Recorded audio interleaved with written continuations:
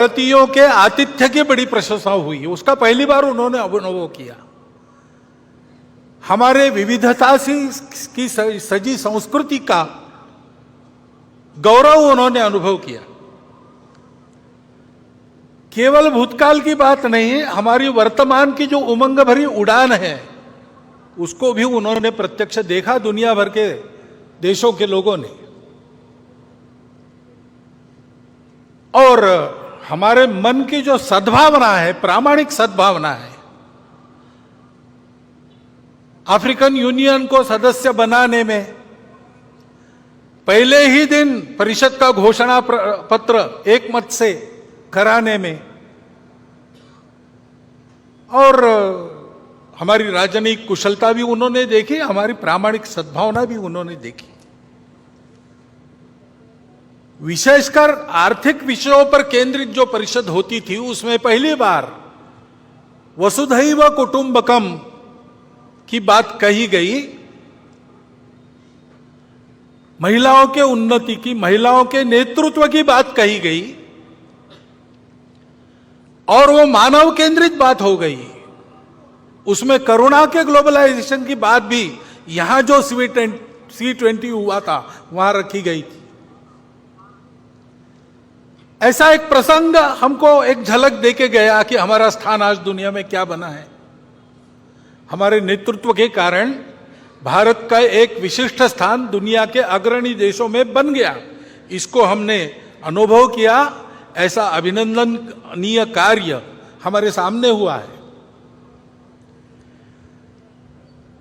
और केवल उसी इसमें नहीं, हमारे खिलाड़ी भी इस बार आशियाई खेल हुए। 100 से अधिक, इस भाषण को लिखते तक 107 पदक, 28 स्वर्ण, रौप्य पदक 38 और 41 कांस्य हमारे खिलाड़ियों ने जीते। हमारा देश सब क्षेत्रों में आगे बढ़ रहा है, ये हम देख रहे हैं। आर्थिक स्थिति भी हमारी, हम 5वें नंबर पर 10वें से ऊपर उठकर आ गए इकोनॉमी। डिजिटल टेक्नोलॉजी का हमने उपयोग किया गरीबों के कल्याण, ये सारी बातें हमने की। स्टार्टअप्स की क्रांति जैसे हो गई सभी क्षेत्रों में, केवल टेक्नोलॉजी में नहीं, कृषि हो, स्पेस हो, डिफेंस हो, सर्वत्र यह प्रगति भी हमने देखी है। और इसलिए हमको बड़ा आनंद लगता है कि हाँ, आगे बढ़ रहे हैं। और केवल भौतिक बातों में नहीं, राष्ट्र का पुरुषार्थ उस राष्ट्र की अपनी धरोहर के आधार पर अपने वैश्विक प्रयोजन के सिद्ध करने वाले आदर्शों के आधार पर होती है। उनको हम देखते, उनका अनुकरण करते, तब आगे बढ़ते।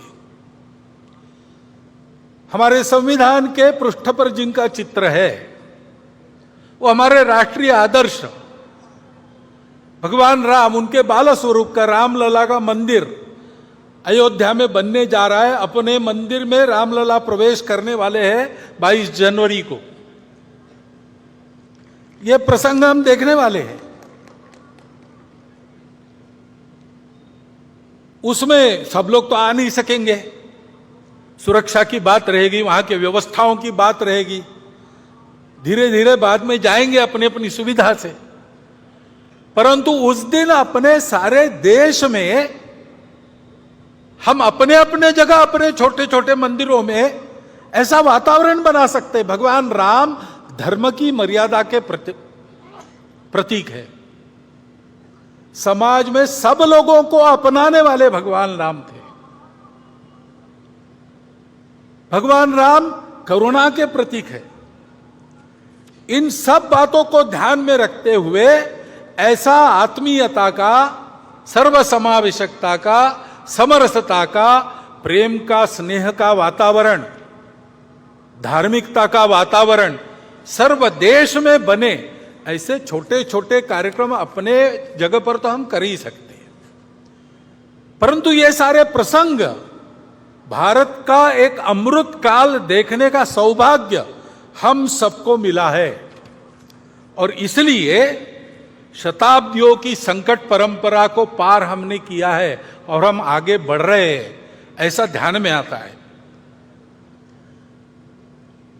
हमने सदाचार अहिंसा की शिक्षा देने वाले भगवान महावीर जी का 2550वां वर्ष हम संपन्न कर रहे हैं। हिंदवी स्वराज्य के संस्थापक छत्रपति शिवाजी महाराज, इनका 350वां वर्ष हम संपन्न कर रहे।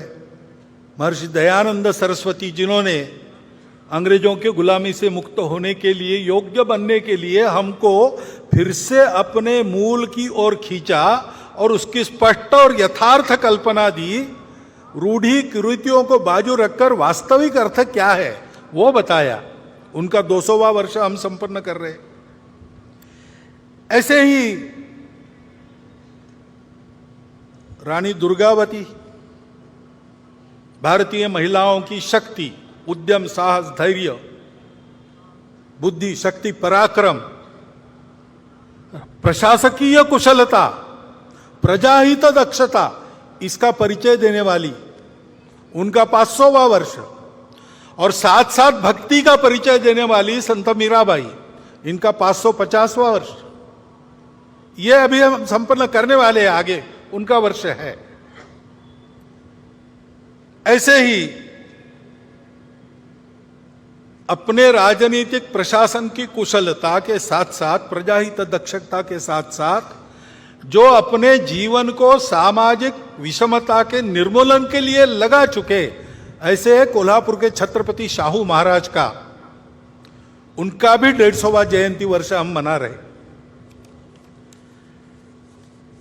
अभी अभी हमने संपन्न किया, तमिलनाडु में एक संत हो गए, वल्ललार जी, श्री रामलिंगम वल्ललार जी। उन्होंने अपने जवानी से ही स्वतंत्रता की अलग समाज में जगाना प्रारंभ किया। उन्होंने कहा कि हमारे देश में जो दरिद्रता दिख रही, भूखे लोग दिख रहे, वो अंग्रेजों के गुलामी के प्रतीक है और उसका उपाय मैं करूंगा। तो उन्होंने पहले अन्नदान प्रारंभ किया। उस समय तमिलनाडु में जो चूल्हा उन्होंने अन्नदान के लिए जलाया, वो आज भी जल रहा है और वहां अन्नदान कार्यक्रम चल रहा है। आध्यात्मिक सांस्कृतिक जागृति के आधार पर सामाजिक समता और स्वतंत्रता का संदेश देने वाले वल्ललार जी की भी 200वां वर्ष अभी संपन्न हुआ, अक्टूबर में पूरा किया। इन सब महापुरुषों के द्वारा हमको ये संदेश मिलते हैं सामाजिक समरसता के, स्व के गौरव के, अपने परंपरा के, दुनिया को देने के लिए हमारे पास क्या क्या है उसके। जैसे हमारे प्रमुख अतिथि जी ने उल्लेख किया, हमारे हर बात में हमारा स्व है, संगीत में है, अन्न में है, सारी बातों में है। उसको दुनिया को देने का समय आ गया है और इसलिए उस स्व का गौरव धारण करके, स्व के आधार पर देश का एक यशस्वी जीवन खड़ा करके बताना संपूर्ण दुनिया को, ये हमारा कर्तव्य बनता है। और उसके साथ साथ वो आज के विश्व की आवश्यकता भी है। आज का विश्व 2000 साल सुख की खोज में अनेक प्रकार के प्रयोग करके थक गया और वो कहता है कि हमको रास्ता चाहिए, क्योंकि विश्व में अनेक समस्याएं जिनका हल उनको नहीं मिला। स्वार्थ और कट्टरपन के चलते कलह चलते हैं, उसका कोई हल नहीं दिख रहा। विश्व ने प्रयास किया सबको एक रंग में घोलने का, सब में यूनिफॉर्मिटी लाने का, एकरूपता लाने का। वो यशस्वी हो नहीं सकता, क्योंकि सृष्टि बनी है विविधता, वो विविध ही रहेगी। विविधता में एकता कैसे आएगी, उसका कोई आधार उनके पास नहीं है। और इसलिए स्वार्थ तो रहता ही है, कट्टरपन भी रहता है, उसको चलते एक उन्माद पैदा हो जाता है, अहंकार पैदा हो जाता है, उसके संघर्ष चल रहे। स्वार्थों के टकराव और अतिवादिता के कारण युद्ध चलते हैं, उसका कोई उपाय नजर नहीं आता।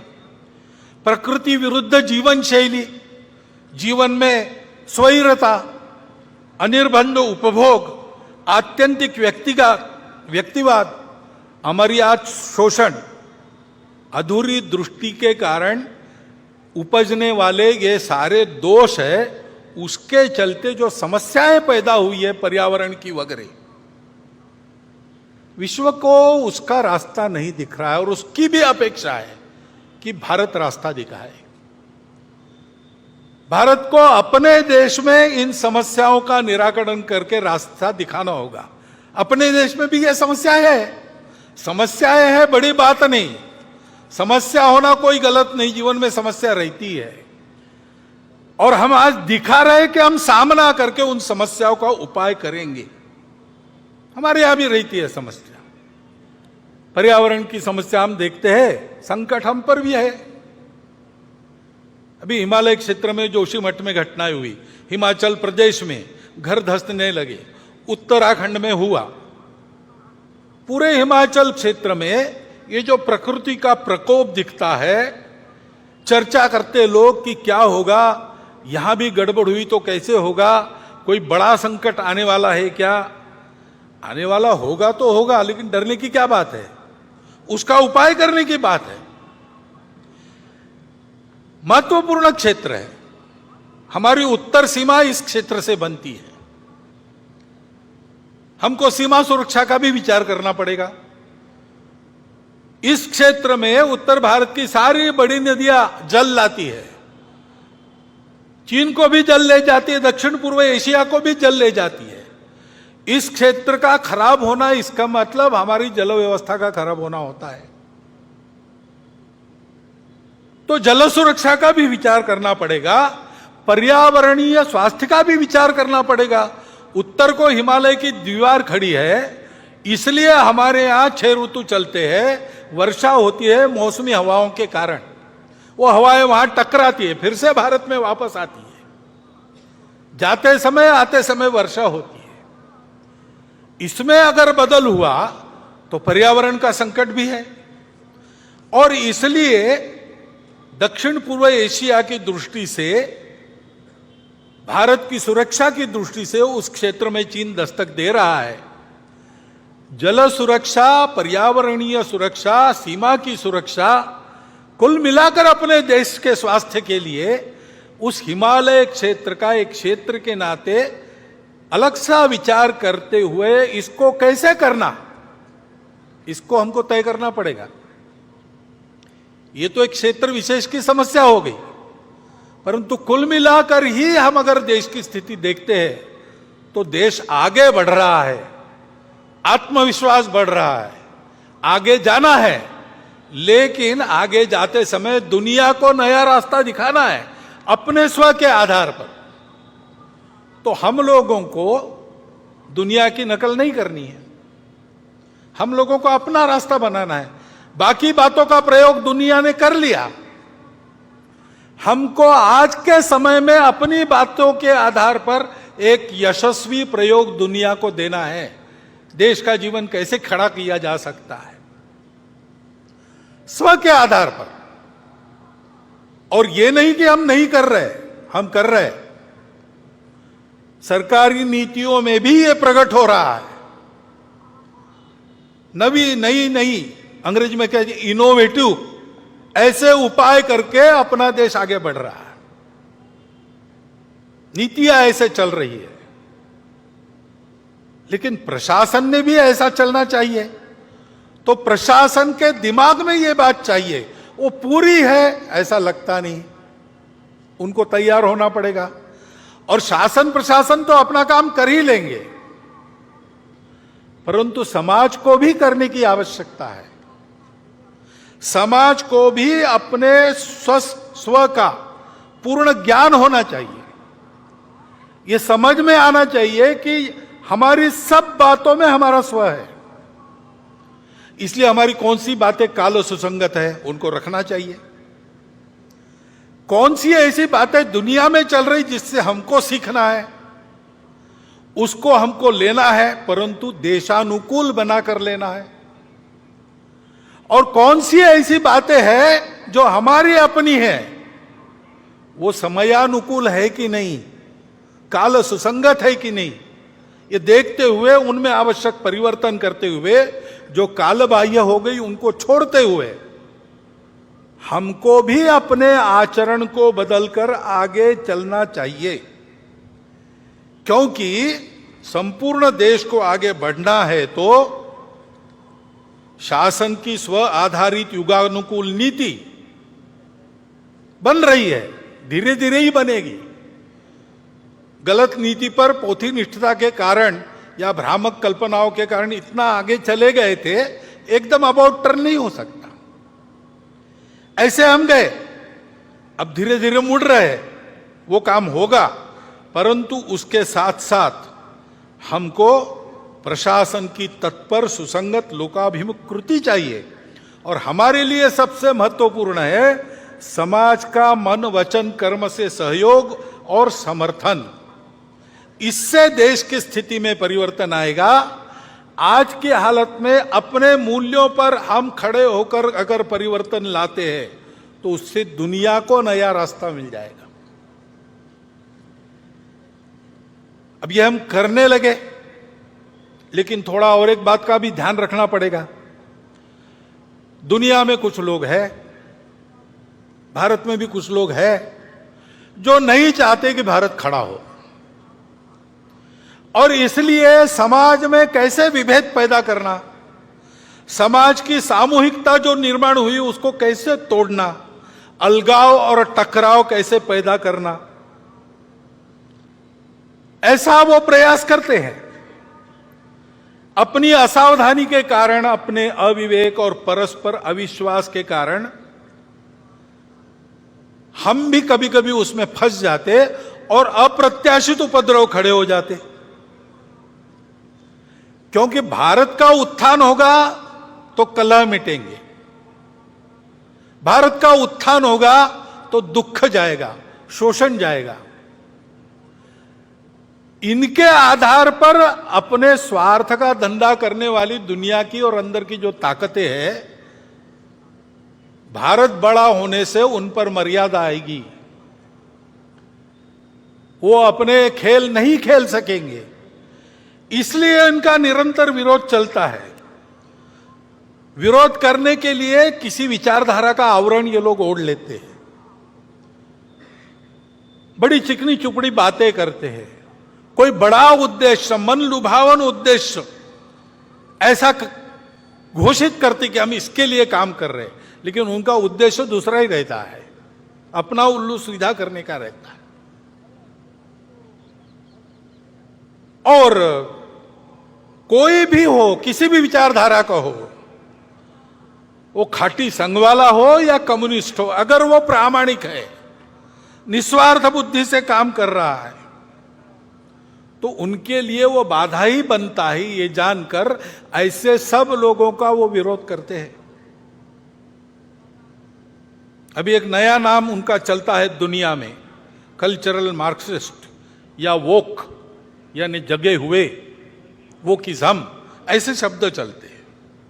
नाम तो मार्क्स का लेते हैं, लेकिन 1920 में ही उन्होंने समझा कि मार्क्स में ने जो भविष्यवाणी की वैसा होने वाला नहीं है, तो वैसा होने के नाम पर हमारे हाथ में पूरी दुनिया की पकड़ आ जाए, इसलिए तब से ही उन्होंने अपना उद्योग प्रारंभ किया है।